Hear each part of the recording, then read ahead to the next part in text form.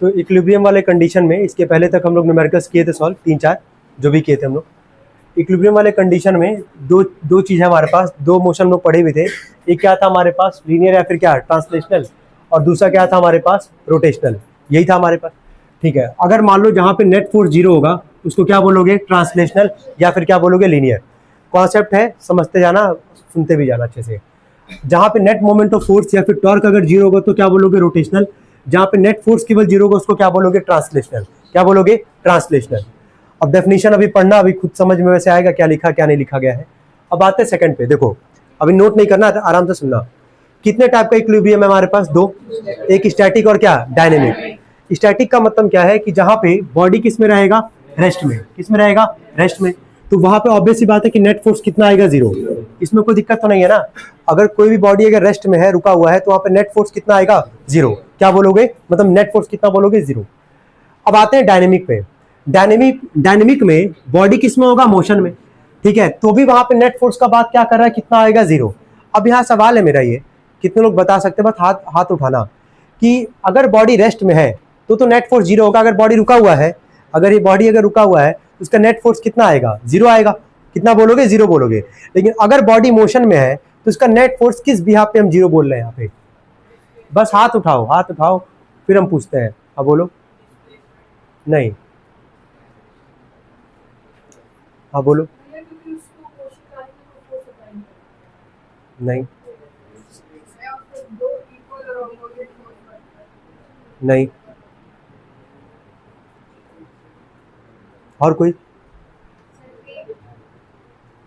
हाँ,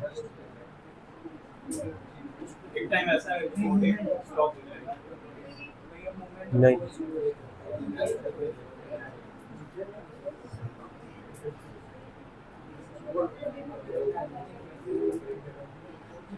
चलो ठीक है, कोई बात नहीं। हाँ ठीक है, अभी इस पे हम, अभी अगला उसी पे वही क्वेश्चन ही यहाँ पे सुनो। दो तरह का इक्विलिब्रियम है। इक्विलिब्रियम क्या होता है ये क्लियर करना पहले तो। एक है ट्रांसलेशनल और एक क्या है, रोटेशनल। नेट फोर्स 0 होगा, क्या बोलोगे, ट्रांसलेशनल। अगर नेट मोमेंट ऑफ फोर्स या टॉर्क 0 होगा तो क्या बोलोगे, रोटेशनल। ज्यादातर हम लोग को यही पढ़ना भी इस पूरे चैप्टर में।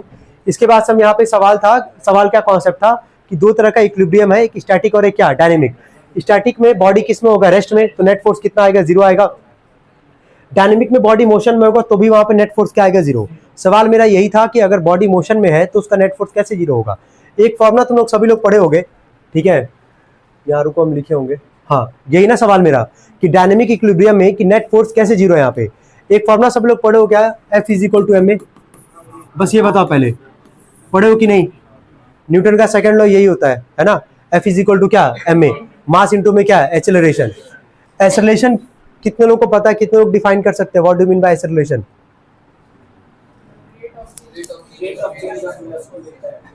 देखो इससे ये हमको क्लियर हो पा रहा है थोड़ा बहुत कि तुम फिजिक्स जो है 9 कैसे पढ़े होगे, ठीक है। अगर वैसे करोगे तो फिर दिक्कत है तुम्हारे साथ फिर। अब ये सब चीजें यार, चलो क्या ही बोले। एक्सेलरेशन पे आता है। एक्सेलरेशन क्या होता है, रेट ऑफ चेंज ऑफ क्या, वेलोसिटी। फॉर्मूला क्या था एक्सेलरेशन का, v - u अपॉन में क्या, t। यही था ना। इसका ऐसा यूनिट क्या होता है, मीटर पर सेकेंड स्क्वायर। तो अब न्यूटन के सेकंड लॉ पे जाओगे तो फॉर्मूला क्या होता है, F बराबर क्या होता है, ma, मास इंटू में क्या, एक्सेलरेशन। मास पे तो हम लोग कुछ यहाँ पे डिपेंड करेंगे नहीं। बात किसका आता है, एक्सेलरेशन का। किस पे आता है, एक्सेलरेशन पे। देखो यहाँ पे क्या लिखा गया है कि अगर कोई बॉडी मूव करेगा कांस्टेंट वेलोसिटी से, कांस्टेंट वेलोसिटी का मतलब क्या है कि वहां पे एक्सेलरेशन कितना आएगा, 0।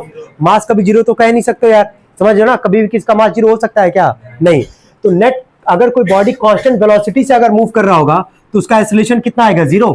फॉर्मूला तुम्हारे सामने है, बराबर ma। एक्सेलरेशन की जगह 0 रखोगे तो नेट फोर्स कितना आएगा, 0। अब ये कॉन्सेप्ट समझ में आ रहा है कि नहीं, बस पहले हमको ये बताओ कि अगर तुम्हारा बॉडी स्टैटिक है तो नेट फोर्स नो डाउट की 0 है। डायनेमिक पे बॉडी किस में है, मोशन में।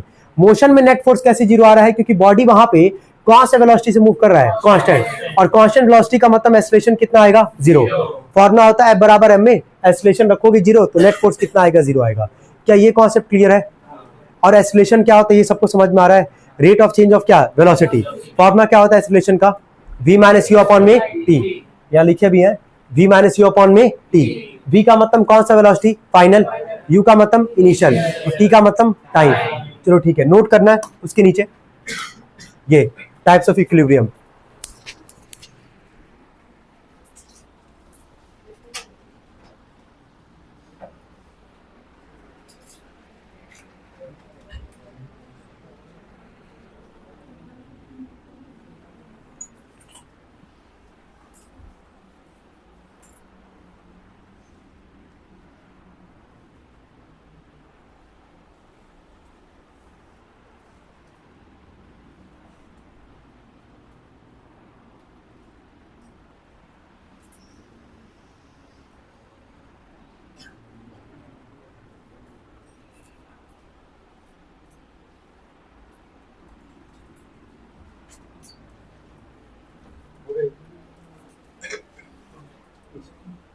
ये लिख लियो, इसके ठीक नीचे ना ये जहाँ पे लिखे हो उसके बाद ये लिखना तुम लोग पहले।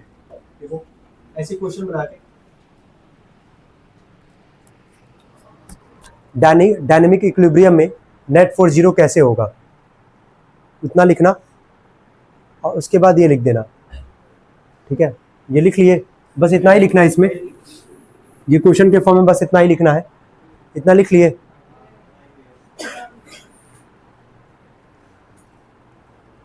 हो गया, ठीक है। उसके नीचे ये लिखो, when body moves with a constant velocity.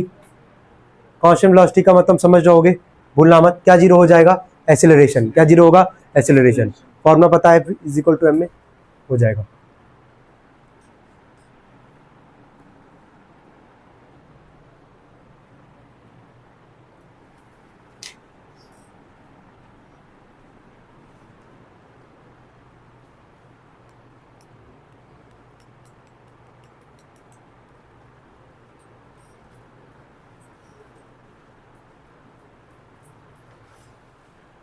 चलो यहाँ तक कोई दिक्कत किसी को? यहाँ तक क्लियर सबको? ठीक है। अब यहाँ पे हेडिंग डाल देना। पहला यहाँ तक तो लिखे ही थे सभी लोग, यहाँ तक लिख लिए थे ना। इसके नीचे हेडिंग डालना, पहला स्टैटिक और दूसरा लिखना डायनेमिक। लिखो, उसका डेफिनेशन लिखो, स्टैटिक इक्विलिब्रियम और सेकेंड है डायनेमिक इक्विलिब्रियम।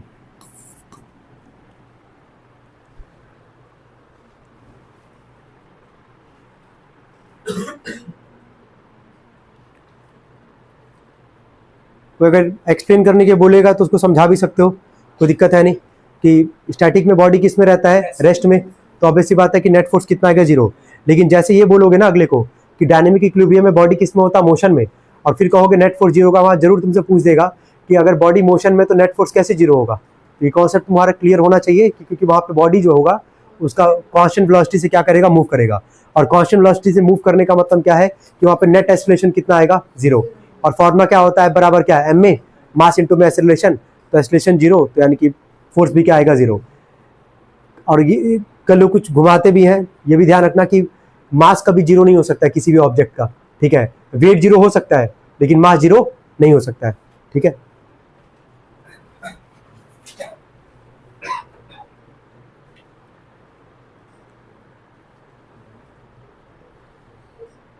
हो गया।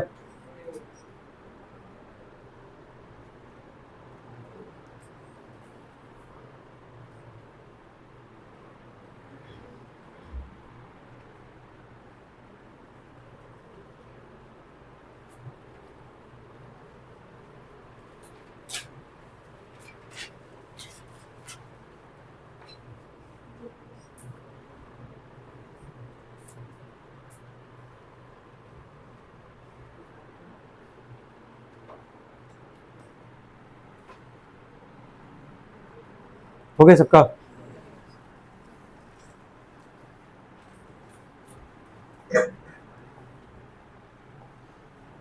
चलो हेडिंग डालो, principle of moment of force at equilibrium.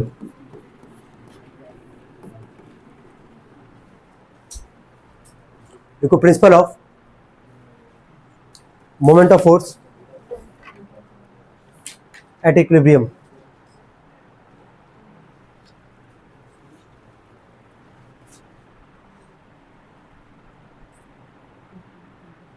हो गया? लिख लो, जैसे लिखा गया वैसे लिखो। एग्जाम में ये लिख के आना, अगर आता है principal of moment of force लिखने के लिए तो यही लिख के आना। ठीक है, जो यहाँ पे ब्रैकेट में लिखे हैं, लिखो इसको।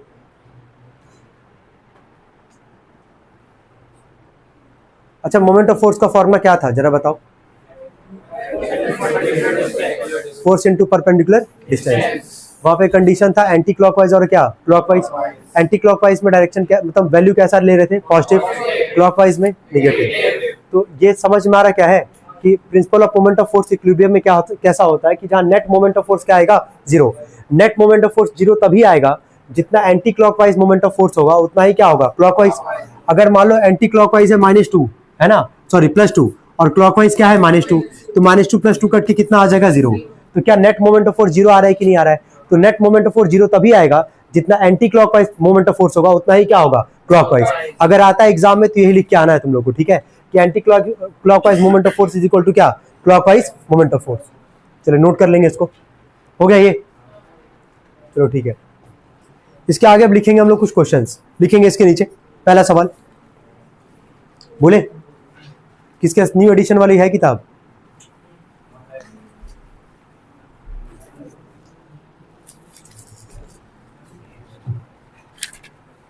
नाम लिख दो भाई, ये इसका बार कोड हटाने का टाइम था, लेकिन नाम लिखने का टाइम नहीं था भाई, कोई बात नहीं। लिखो, अ बॉडी इज, क्वेश्चन लिखना, a body is pivoted, a body is pivoted at a point, a body is pivoted at a point, full stop, a force of 10 Newton,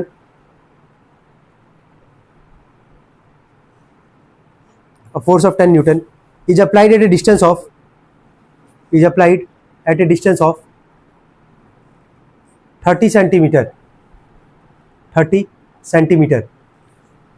देखो फोर्स न्यूटन में है, डिस्टेंस सेंटीमीटर में है, तो unit क्या था moment of force का, Newton metre, तो सेंटीमीटर को कन्वर्ट किस में करोगे, मीटर में कर लोगे ना, ठीक है। आगे लिखना, from the pivot, from the pivot, full stop, calculate the MOF, moment of force।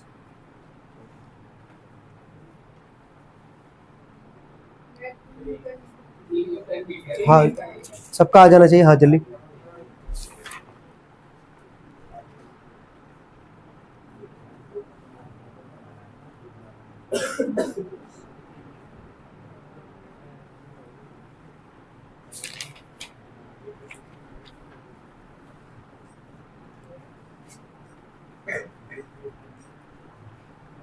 चलो कितने लोग का हो गया, कोई दिक्कत हो तो बताओ।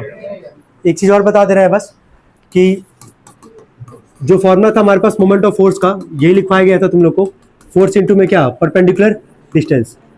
देखो तुम्हारी किताब में एफ इंटू में जो परपेंडिकुलर जो डिस्टेंस है उसको रिप्रेजेंट किससे किया, आर से, किससे किया, आर से। नहीं भी लिखोगे कुछ कोई दिक्कत नहीं है तुम, क्योंकि आप पूरा मेंशन कर ही दे रहे हो, फोर्स इंटू में क्या, परपेंडिकुलर डिस्टेंस, तो एकदम सही है, कोई दिक्कत नहीं है, ठीक है। फोर्स कितना दिया था बता दो, कितना न्यूटन था, 10, ठीक है, और डिस्टेंस कितना था, 0 सेंटीमीटर था, मीटर में कन्वर्ट करने के बाद बता रहा हूँ कितना आ जाएगा ये, 3 न्यूटन मीटर। कोई दिक्कत है यहाँ तक? चलिए लिखेंगे नेक्स्ट क्वेश्चन,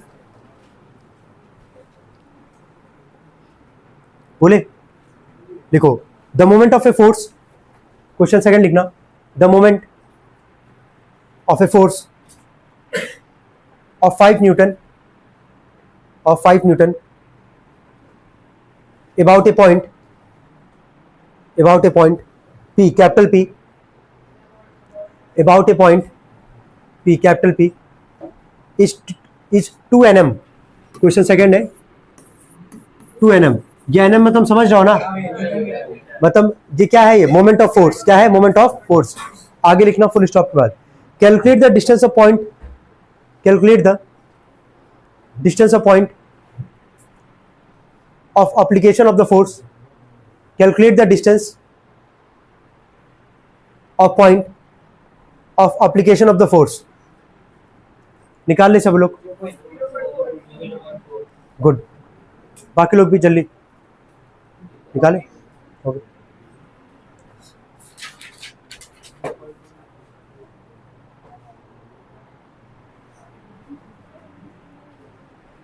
जल्दी करना, कितने लोग का आ गया, सबका आ जाना चाहिए यार, बोलो मोमेंट, ये लगाओ ना, चलो बोलो, नेट मोमेंट ऑफ फोर्स कितना था, 2, फोर्स कितना दिया गया था, 5 इंटू में परपेंडिकुलर डिस्टेंस, मल्टीप्लाई करके क्या करेगा, डिवाइड, 2/5 कितना आ जाएगा यार, डिस्टेंस है तो किसमें, मीटर में, कितने लोग का आ गया था यार, 0.4 मीटर। चलो ठीक है, नेक्स्ट क्वेश्चन लिखना,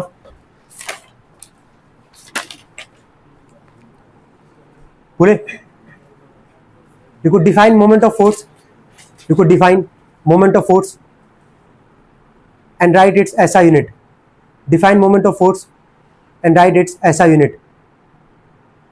देखो जिसको याद है वही लिखना, केवल अपने मन से लिखना जरा, ऐसा यूनिट तो सबको याद ही होगा, क्या होता है, हाँ डिफाइन कर लो, अगर फॉर्मूला पता है तो डिफाइन भी कर लोगे, फॉर्मूला अगर पता है तो डिफाइन कर लोगे। मोमेंट ऑफ फोर्स का फॉर्मूला क्या होता है, फोर्स इनटू में क्या, परपेंडिकुलर डिस्टेंस। तो द प्रोडक्ट ऑफ क्या लिख सकते हो, force and perpendicular distance is known as क्या, मोमेंट ऑफ फोर्स। उन वर्ड्स में भी लिख सकते हो, बाकी जो याद है पहले का वो भी लिख सकते हो, कोई दिक्कत नहीं है।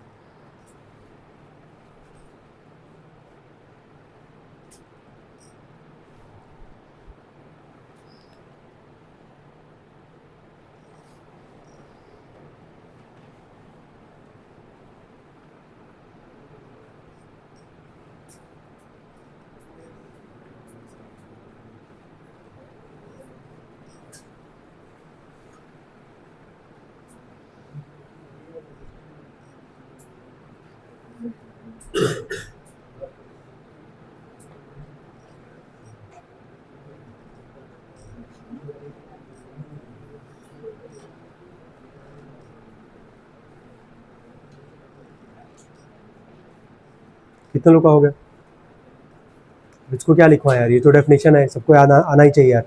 चलो ठीक है, नेक्स्ट क्वेश्चन लिखना।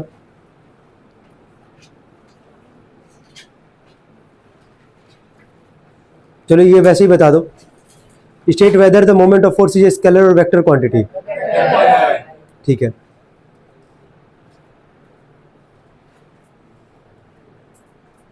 state the condition, next state the condition when on, state the condition when on applying a force, when on applying a force, comma a body has hyphen देके डैश देके पहला ए करके लिखना, ट्रांसलेशनल मोशन, और दूसरा लिखना rotational motion. अभी पढ़े हो तुरंत, ट्रांसलेशनल मोशन और दूसरा लिखना रोटेशनल मोशन। कंडीशन बताना कब ट्रांसलेशनल मोशन होगा और दूसरा रोटेशनल मोशन होगा।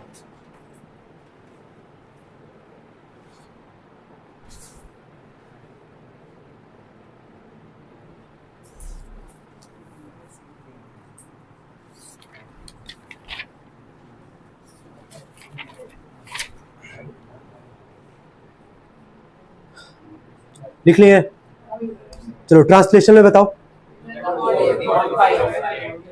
ठीक है, रोटेशनल में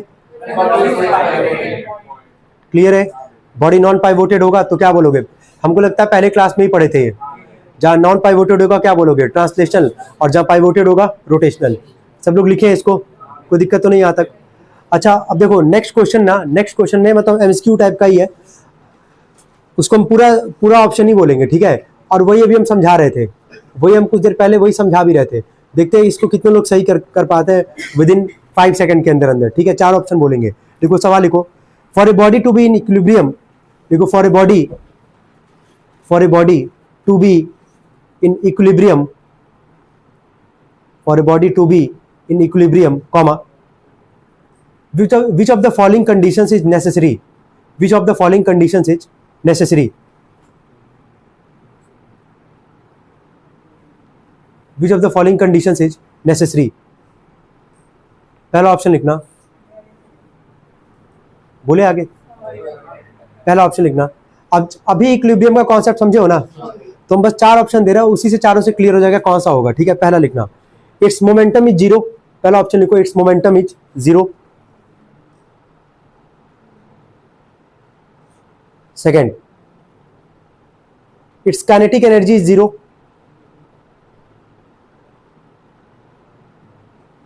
third, its velocity is zero. और last, its acceleration is zero. याद है ना, जब एक्सेलरेशन जीरो होगा तभी नेट फोर्स क्या आता था, जीरो। ठीक है, टिक कर देंगे, good. Next question, state two factors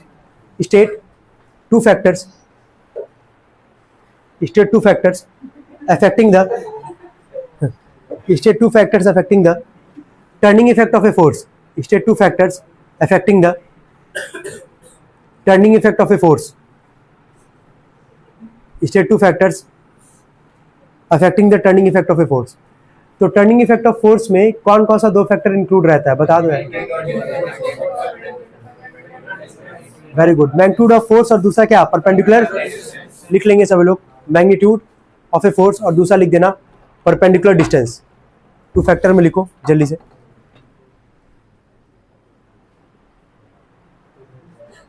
हो गया 30।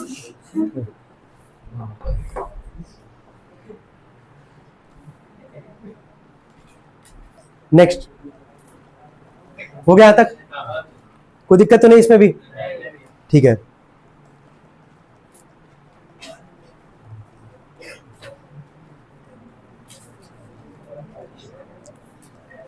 स्टेट द कंडीशन, देखो state the condition when a body is in, next question लिखना, state the condition when a body is in,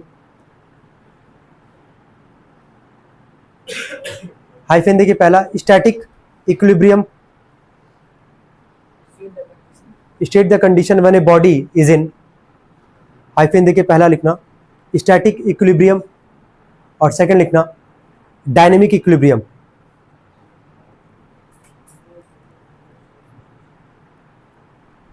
I hope लिख लेंगे सब लोग, अभी जस्ट पढ़े हैं। लिखिए जल्दी से स्टैटिक और डायनेमिक के लिए, लिख लियो। स्टैटिक में क्या होगा, नेट फोर्स, और डायनेमिक में मोशन में होगा बॉडी और नेट मोमेंट ऑफ फोर्स क्या होगा, 0 होगा। ये लिखे सब लोग, ठीक है। लास्ट लिखना, देखो state the principal of moment of force, state the principal of moment of force.